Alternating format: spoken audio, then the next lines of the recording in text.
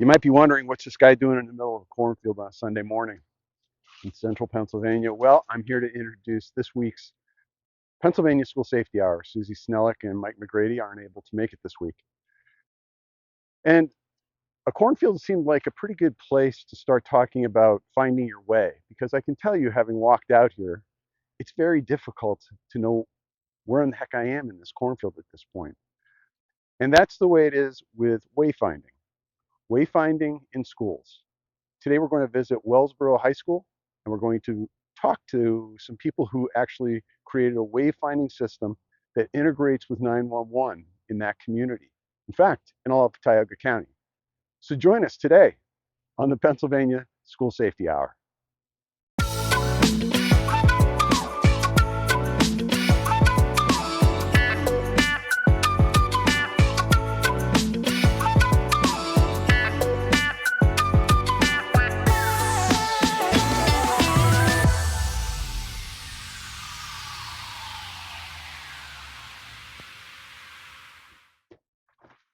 Now, most people aren't standing in the middle of a cornfield on a Sunday morning, but I am. You know, being in the middle of a cornfield is beautiful, but at the same time, it reminds me of a young girl who survived an active shooter incident about 4 years ago. She described it as being something like being in a cornfield in the middle of the night and trying to find your way. Every step that she took, she wasn't quite sure where she was headed. Now imagine the emergency response teams. They've got a responsibility to get to this young girl. But being in the middle of a cornfield in the middle of the night would be hard work. That's why we've invited two people who know quite a bit about wayfinding and emergency wayfinding in school. Rick Capozzi of ELS 911 and Jim Bodine, the former chief of police for Wellsboro, Pennsylvania Police Department, are joining us here this morning, and we're going to visit with them now.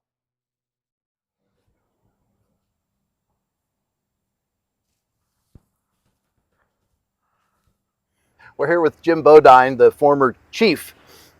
Chief, tell us how you got things started here. This all started back 2002 era when we unfortunately had an incident in one of our schools, and from there progressed with a lot of the safety issues, measures that were being put in place. So the emergency labeling system came into play in that era, to where we wanted to standardize all of our facilities, all of our schools, so all of the law enforcement, EMS, fire, everybody was on the same page, and that's how it came about. So tell us a little bit about how you made it happen, how's it coordinated, etc. Okay, the coordination's through emergency management. Everybody's on the same page. Mm-hmm. We knew that in responding to any kind of an incident within the schools, in the school district, we needed a way for all disciplines to be on the same page. So the emergency labeling system came into play, and it's very simplistic. I could sit down with somebody in 5 minutes from another agency in another state and say, this is the way it's set up, and you could tell them respond to entrance C at such and such an address, and they can come right to that door. There's no second guessing. Every second counts. And every second does count. We hear that oftentimes from emergency responders. When you first rolled this out, were there challenges that you ran into? There was a few challenges, but nothing that we couldn't overcome. The number one thing is the different colors of the labeling, to make sure that everybody was using the same colors. They were placed in the correct positions at the doors, both inside and out. The hallways, the interior, as you'll see, are all numbered. The outside are alphabetical. So there was some challenges with the different hallways and the structure inside the school that we had to overcome, but at day's end, we came up with a really good, solid way of addressing and labeling the different buildings. Okay, and one of the questions people will sometimes ask is, how far deep did you go on sharing the information with the people in the building? So, like any of your key people that might be calling 911, they're all up to speed? Every single teacher, faculty member in this school district know this labeling system. When we train within the school district, in the buildings, we try to do that very frequently. We want them to call out to the communication center and tell us exactly where they're at, where they're hearing the different sounds and what they're seeing, and they have to know, hey, it's in hallway 1. If we saw the whoever it may be come through entrance D, and so they're reporting that back to us, and that information is getting put out, broadcast through all the disciplines, so everybody knows exactly. If it's entrance D, they know exactly what they're coming up against. Jim, can we take a look inside? Absolutely. So what happens as we approach the door here? All school districts now have a keypad. They can see you. You have to push a button and let them know that you're here, and they won't let you in until they see us and they can identify what's going on. Now they're just messing with us. And in we go. Thank you. Okay, as you can see, when we walk in, you're immediately seeing the number 1. That's telling us hallway 1. What this is for, anybody's students, faculty, they know this is hallway 1 here, and it's easily identifiable. And they will immediately tell us that. If we have an incident in the school, say God forbid, somebody with a medical emergency, the first thing EMS, the dispatchers are going to be asking, look around, tell me, find the blue number, find the blue placard. And if they just tell us that, we know immediately where they're at. Gotcha. And I noticed that it's not just on this side, it's also on this side as well. Yes, both sides of the hallway will be labeled. So either way, whichever way you're coming, you can immediately see that. And anybody with the simple training that we do with all the faculty in here, that's exactly what we're telling them to look for, both sides, and it's easily identifiable, very simplistic. The other thing I noticed when we came through the door and the sunlight came in and hit, that's reflective material on there? These are supposed to be reflective both inside and out. So at nighttime or low light conditions, if the lights are off, anybody that's coming in here, or even thick smoke, right, they'll be able to find them. Excellent. So as we transition down here, as you'll see, we're still in hallway number 1, but as we transition, we're going to hallway number 2 now. Okay, so hallway number 2 comes into play, and this is how it's all labeled out on blueprints. So for instance, if we had a medical emergency down this hallway and responders are going to come in door A, tell us, what does that sound like when you call it in? Okay, what faculty will do is wherever the incident is in the building, they're going to get us to the nearest door, okay? As you see, entrance A is all the way down there, but entrance, I don't know the exact one that's down there at this point, but we may send them in that door because it's closer to the incident. You'll come in through entrance, say C, they're going to come to hallway 2, and they come right to where they need to be, instead of sending them all the way through the facility. So you reference response tactics, we think about response times, and oftentimes people think about response times from dispatch till they get to the building. Mm-hmm. Talk to me a little bit about the importance of getting from the address to the point of incident. Okay, when it's going out over the radio, when they're starting to dispatch everybody, you have everybody coming to the facility from a command post aspect. We're going to be setting up at some area on the exterior. We'll start coordinating to say, your entrance D. We need everybody to start mustering entrance D because medical emergencies are a completely different tactic than an active shooter. Right. In today's world. Active shooter, we're trying to isolate, pin down the assailant, whatever's happening in here. So from a command post aspect, we're starting to think, how can we get the groups around that incident and start closing in on it. We want to keep it from moving anywhere within the facility. So they'll start calling out entrance D, hallway 2, get me a group here, and that's how we start coordinating it to isolate where the incident is. Is that what we're... Yes, okay. yes. And so running with that, let's blend those two. You've got a rapid mass casualty incident. Mm-hmm. You create a casualty collection point. Correct. And you know that your threat is in a different part of the building. Talk a little bit about that. Now you're starting to work into what we call a warm zone. Okay, EMS, we work with them for the warm zone tactics. As long as it's safe to do so, we'll have a group of law enforcement that will surround the EMS, start getting the casualties out of the building while again we're pinning down the threat. Okay, as long as we have enough people in here, enough boots on the ground is what we call it, to pin down the threat, we're going to get the casualties out as quick as we can to the medical facility while still working at getting that pinned down and taken care of.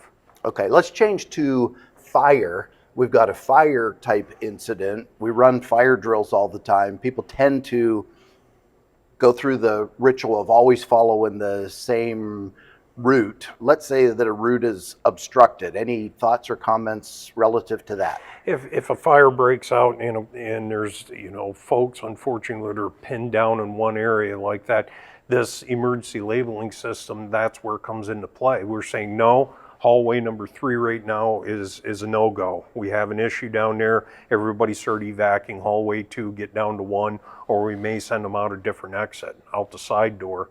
And that's where we're calling out to the folks on the outside to say, hey, entrance C, we've got a lot of people heading for that right now. Get me people down there. Start taking people out that door. Hallway 3 is where the problem is. And in fire and themselves, the fire chiefs, when they start responding, they know immediately what they need to attack or where they need to get to and get their equipment in here.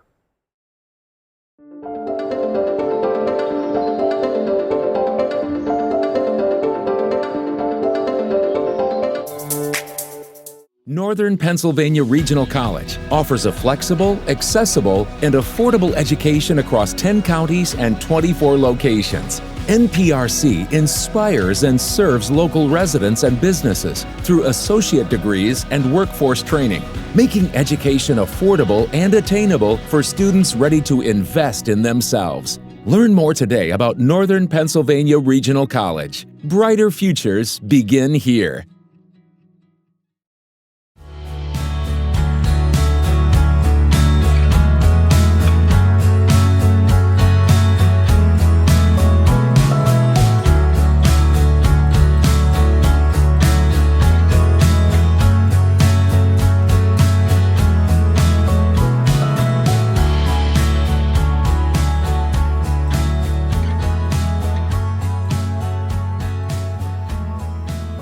Another important and I believe successful effort in promoting school safety is programming by our Sullivan County Victim Services. They actually have prevention educators in the school teaching prevention, safety, awareness, tolerance, and they're just there for the students. Again, another option for the students to talk to.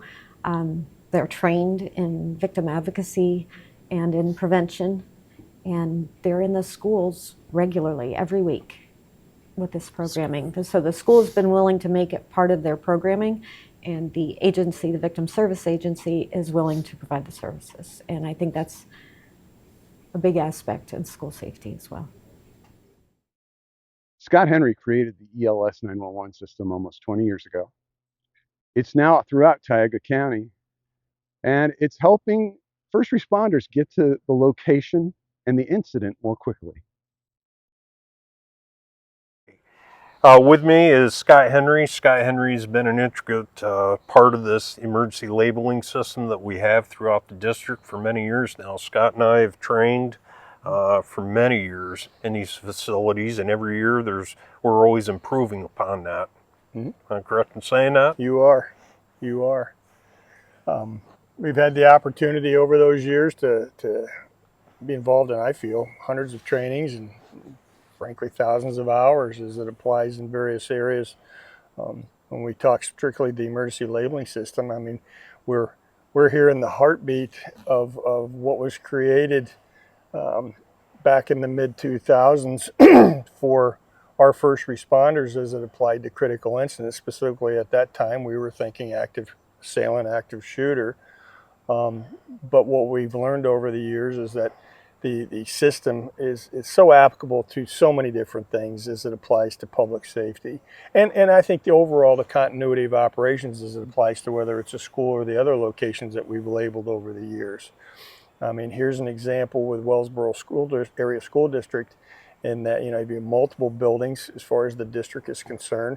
They're all specifically labeled and identified, and that applies to their respective maps and CAD systems and the visual imagery that applies to that. So whether it's county emergency management or communications, or certainly the Wellsboro Police Department, our fire and EMS, they're all operating on this system in the event a critical incident occurs. And back to continuity of operations, and what we've seen over the years is, thank goodness, after we implemented the system those many years ago, of which unfortunately, we had 2 serious incidents within, at the time I was with the state police, the troop, one being here in Wellsboro, involving our schools. Since then, thank goodness we have not in that respective area, but we've had our EMS and our fire related issues, and the systems worked very well. In addition to the locations, just the normal continuity of operations, whether it's the movement of the students, the staff, etc. We need a student, for example, at hallways 3 and 4. We need a parent to meet us at entrance D. It's all applicable as far as maintaining the continuity of the respective locations' operations. We always think too, as well, critical incidents, but this labeling system has also been used by the school district for just their events alone. If they're having, their football team, hey, we want you to use entrance C instead of D today because of whatever it may be, they also use it just for their normal day operations as well. So it works holistically all the way around. Holistically is a great word, Jimmy, and it just enhances in so many ways, and that's, I think, so appreciated too from the locations and the staffs thereof. And it's a simple system. It's a simple system Very to implement. Simplistic. It's a simple system to learn, and it's a simple system to utilize. When every second counts. When every second counts, it shaves those seconds off, and it's where we need to be in today's world. I agree. Excuse me, I agree. Well, Scott, as we started, the basic thing that we started with back in the day was what we call the Knox box for entry into the building, which transitioned into the labeling system. So tell us a little bit about that. Well, I know that much discussion, certainly those many years ago, as to, and there is value to the Knox box, and I do not mean to negate that in any form or fashion. Where I feel strong with the emergency labeling wayfinding system is that it provides the necessary information, such as the labeling on the doors, the hallways, etc., the upgrade in the maps of the respective location with the visual imagery. All of that, upon completion of the implementation of the system, is maintained within the cruisers. It's maintained within 911 and emergency management.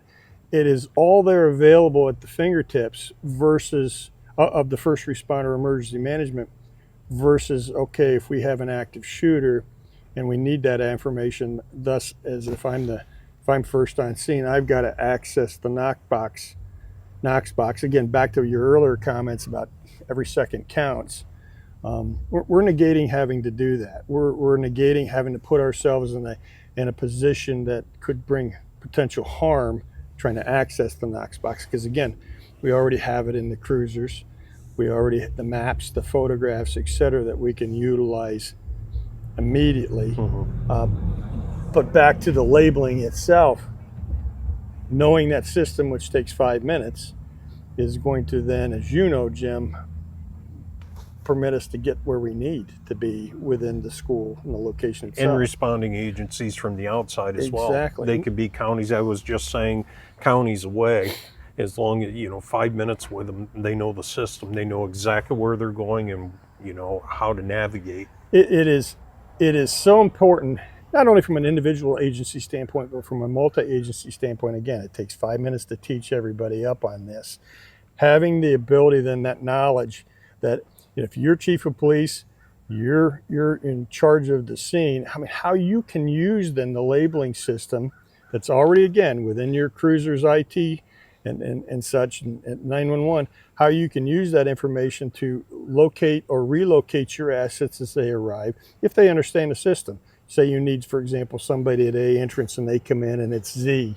Okay, well, it's a left to right system. It's easy to comprehend in which way they then need to go to come to the location you specifically identify as on-scene commander for them to be at. Mm-hmm. It's so fluid that we have seen once the system is implemented and integrated into a location's staff, emergency management system, etc. And you hit the nail on the head there when you said it has to be standardized. Mm-hmm. The placement of the lettering, the placement of the numbers, we need them in a certain placement. So we're not looking all over the place for them. They're right at the doors. You're ready to go. Exactly. And we fine-tuned that over the years, Mm-hmm. And continue to do so. And continue. It's always evolving. But back to standardization, which I think is so important. I mean, there are locations, okay, they number their doors. They don't letter their doors. The problem that I see is if we don't have a standardized system, if this school does numbers on their outside and that school does letters on their entrances, well, again, where's the continuity from a multi-agency or first responder?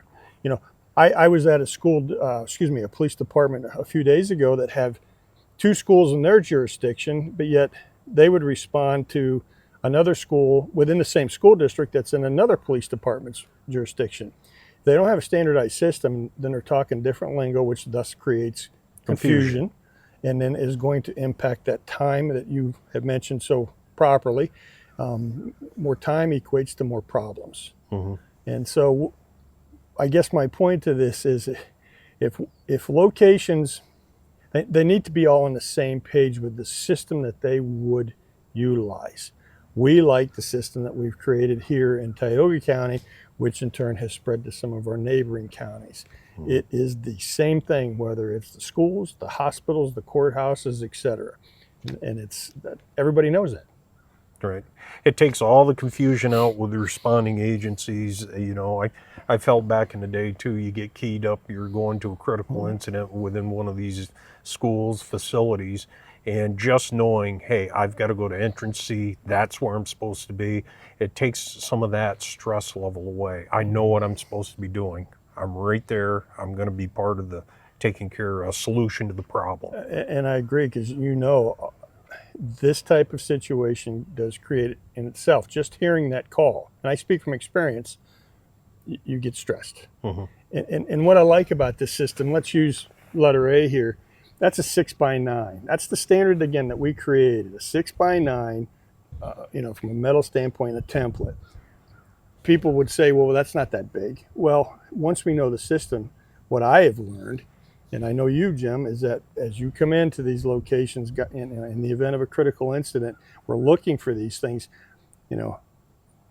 they stand out, is my point. Mm-hmm. We've got a lot of responsibility. You're behind the wheel, you're answering the radio, etc. And you know what you're looking for. They stand out. See, we're standing at A here, but let's say this was entrance C. I know as a responding, all I have to do is go counterclockwise to get to entrance A. Mm-hmm. It's fluid. You know exactly where you're supposed to be. Yep, using this main entrance as the alpha indicator, right. The A indicator.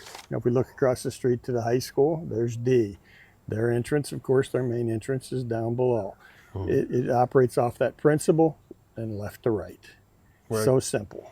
I mean, you can transition into the outside world, say not a school, a police department, a hospital, just to a standard factory setting in itself. with your shipments coming in, albeit, you know, your tractor trailers. You can tell them, no, come to entrance E. That's our dock E, that's where we need you. And they can utilize it that way, but at the same time have this in place for critical incidents as well. So I was telling them a little while ago here that, you know, it's not only for critical incidents, it's for student activities and so forth. You know, football players, hey, we can't use entrance A today, you need to go to C. They know where they're going. They know where they're going. You know, so they can use it interior as well to their benefit. Well, in regards to the mapping portion of the system, once the labeling has occurred and is in place, and upon obtaining all the appropriate visual imagery, then the upgrade with a locations map, whether it be in a hard copy form or electronic form, has to be updated.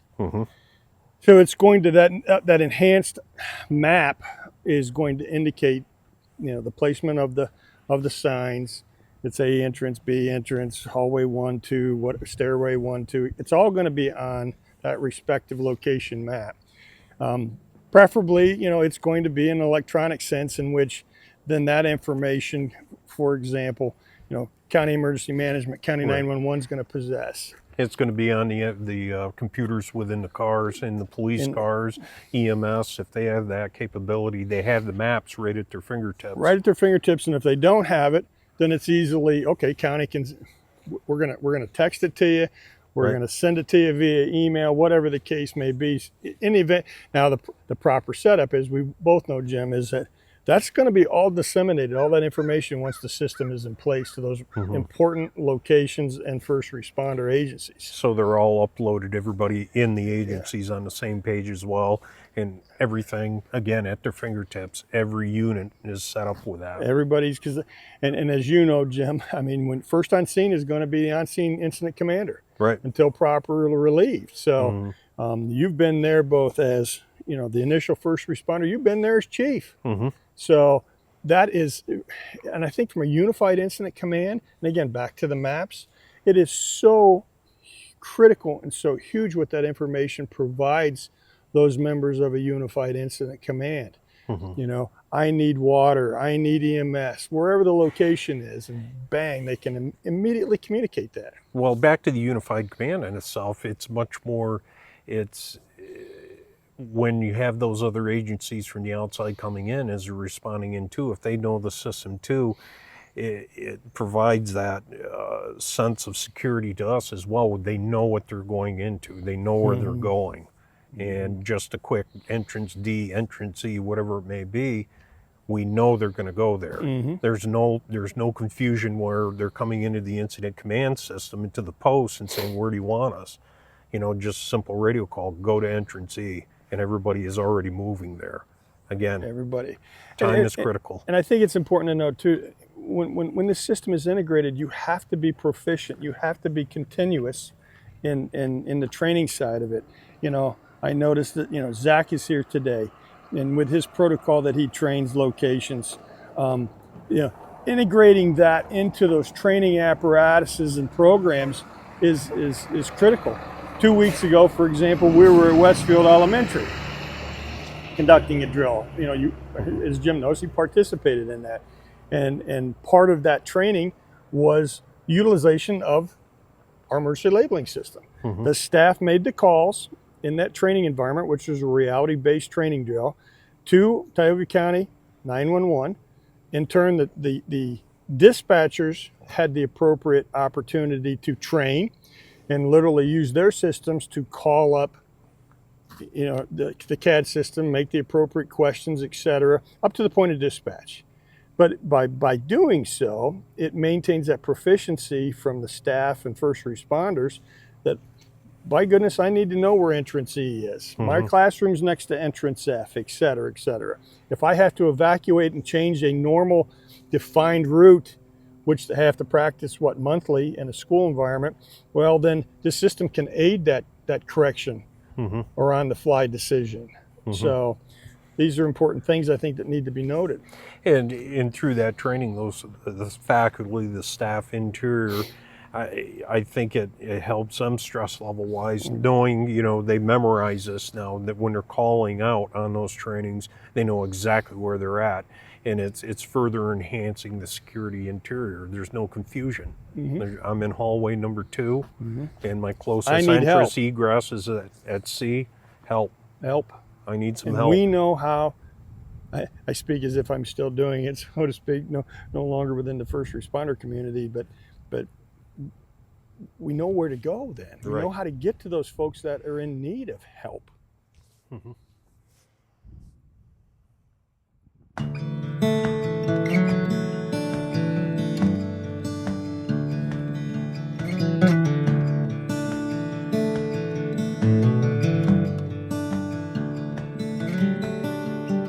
Northern Pennsylvania Regional College offers a flexible, accessible, and affordable education across 10 counties and 24 locations. NPRC inspires and serves local residents and businesses through associate degrees and workforce training, making education affordable and attainable for students ready to invest in themselves. Learn more today about Northern Pennsylvania Regional College. Brighter futures begin here.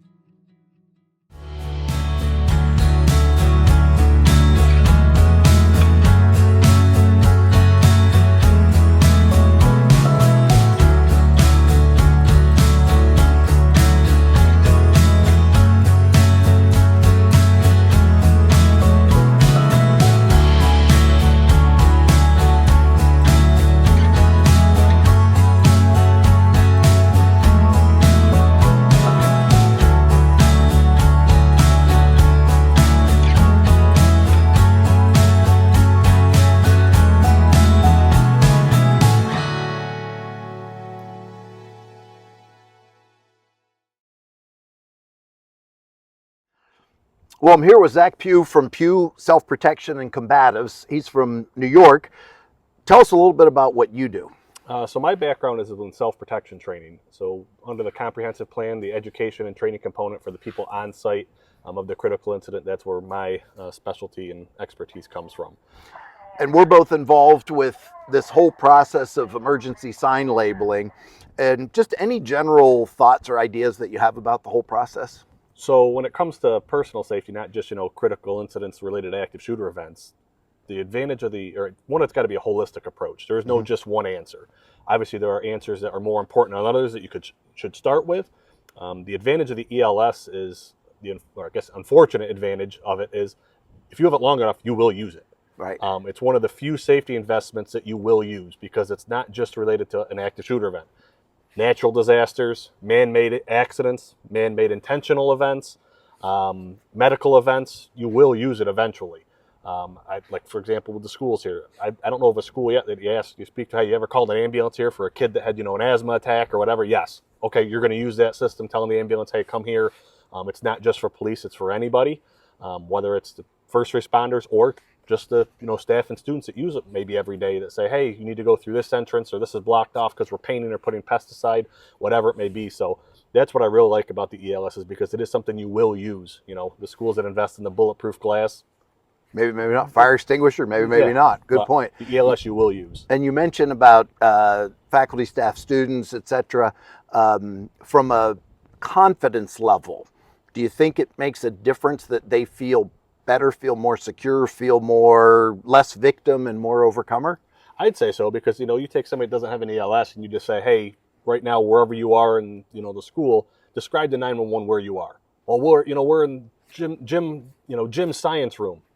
Okay, how do I get there? Well, you go through this. They have no way to really describe how to get there versus if you say, hey, take entrance C, we're in hallway 2, you're right there. It's so much easier for them to, one, boil it down to get 911 the correct information. And 911 isn't online with people that can't give them information, just trying to fumble through it. Okay, where's Jim? Who's Jim? Where is that? And it's just so much more effective and efficient. And I think that shows with their confidence, too. They can tell people where to get help. Excellent. And I think you've mentioned before about what some of the bad threat actors are looking for. They're looking for vulnerabilities. Do you feel like even just from the outside, having the signage could influence that they're going to look and say, this is probably a building that's more buttoned up? Yeah, I would say so. Because, I mean, you look at a lot of the, if you're going to relate it to active shooter, usually the assailant is affiliated with the location. So therefore, though, if they've been trained on this, they know that everybody else knows. They can tell people exactly where to get help. You might not be able to set up an ambush because they're going to say, the shooter's in hallway D versus just, well, he's in the building. Okay, where? And, they're ambushed around the corner. That's why I like the ELS, because you really can't circumvent it. Same thing, with my training program. I try to do things that even if the assailant knows what it is, they can't use that to their benefit. Exactly. Where there are some protocols out there that can be used, bomb threats, fire alarms and stuff. If you know certain policy procedures, you can definitely exploit them and cause more casualties than what the systems are designed to try to minimize. Last question. What causes people not to move forward with something like this? What slows them down? I think one is it's unfortunately not, very well known. Everybody kind of has their own thing. They don't take into account, anything they've ever used the ELS for has probably been local first responders. It's never been, holy cow, we have an active shooter event. We're pulling people from 3-4 counties away that have never been to our facility. If we have a standardized system across the country where you can train all first responders, and because, everybody goes to public places, they start to understand and knows what it looks like. It's a no-brainer then, because it's like, okay, no matter where you go, if it's a place that's open to the public, workplace, factories, schools, hospitals, churches, if any of all those buildings have the same system, it's so much easier to navigate. It's so important to have people from the outside to understand this and know, and are kind of, experts in the field versus just, hey, we need to have an emergency label system. Okay, slap some numbers on, and then you don't understand, okay, wait a minute. Not only is this done not very effectively, but now you're completely confusing, and the liability that could come with it. God forbid something happens, and now somebody points it out. Did you not realize these are completely opposite systems? How did you think this was going to be effective and efficient? And because, it delayed people 5, 10, 15 seconds, the audio shows that, X number of gunshots were fired during that time. You're liable for all that now. Right. Because it's and the liability is a big issue, and this is a great way to reduce that factor. I would say safety is number one priority, liability is two. Mm-hmm. Excellent. Zach, it's always a pleasure getting together.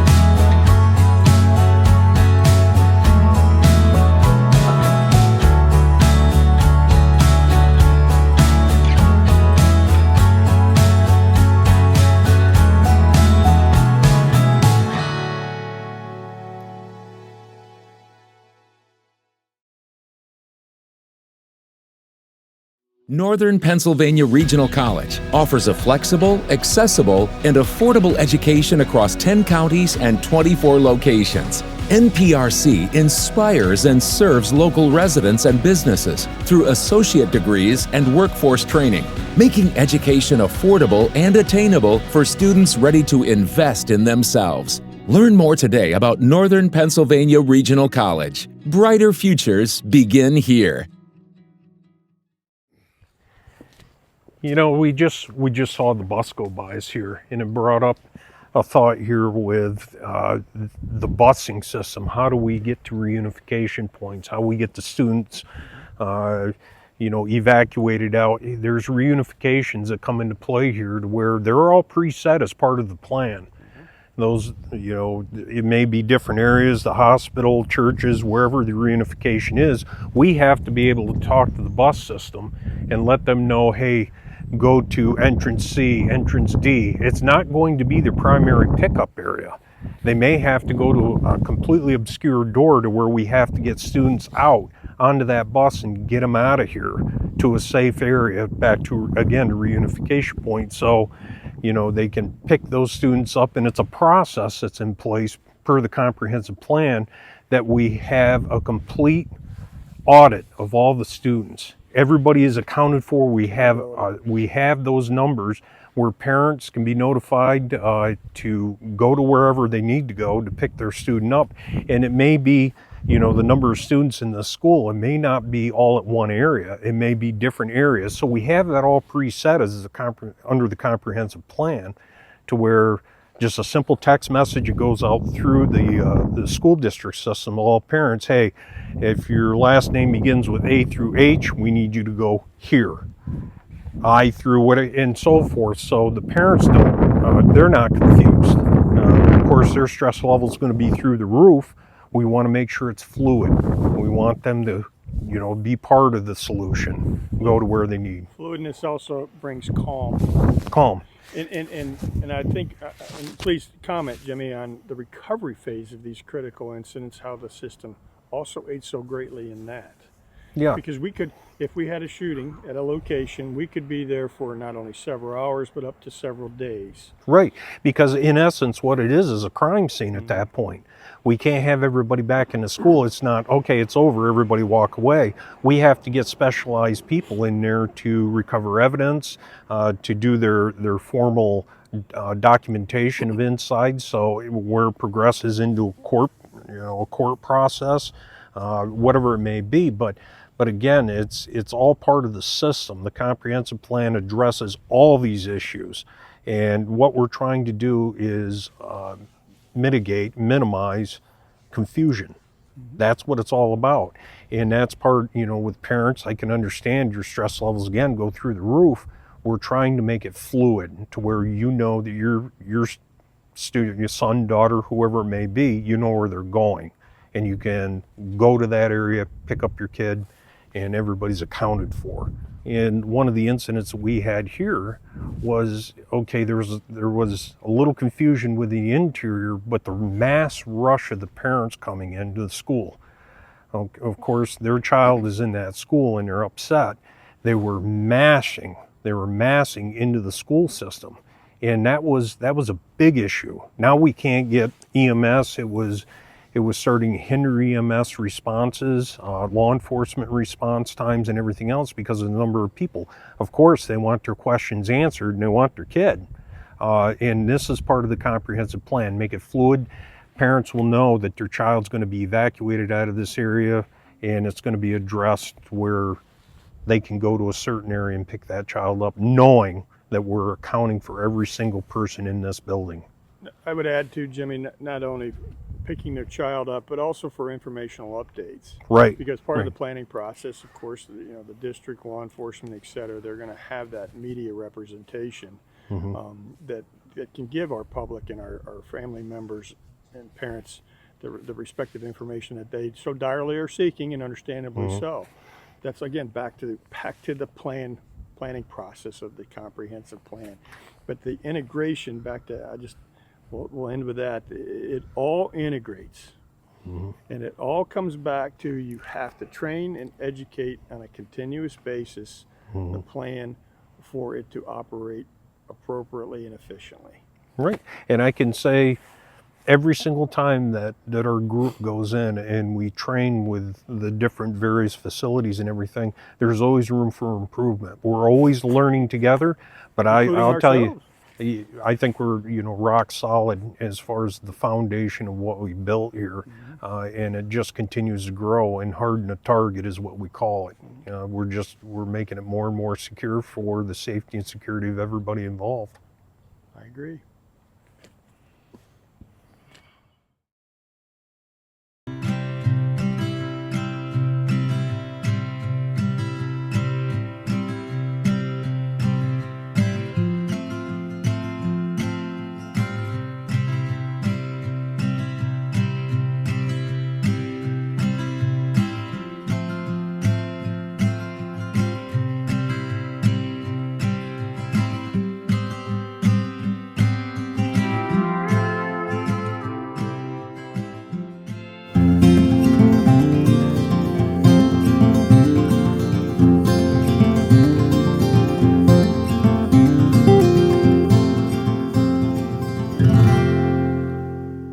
Northern Pennsylvania Regional College offers a flexible, accessible, and affordable education across 10 counties and 24 locations. NPRC inspires and serves local residents and businesses through associate degrees and workforce training, making education affordable and attainable for students ready to invest in themselves. Learn more today about Northern Pennsylvania Regional College. Brighter futures begin here.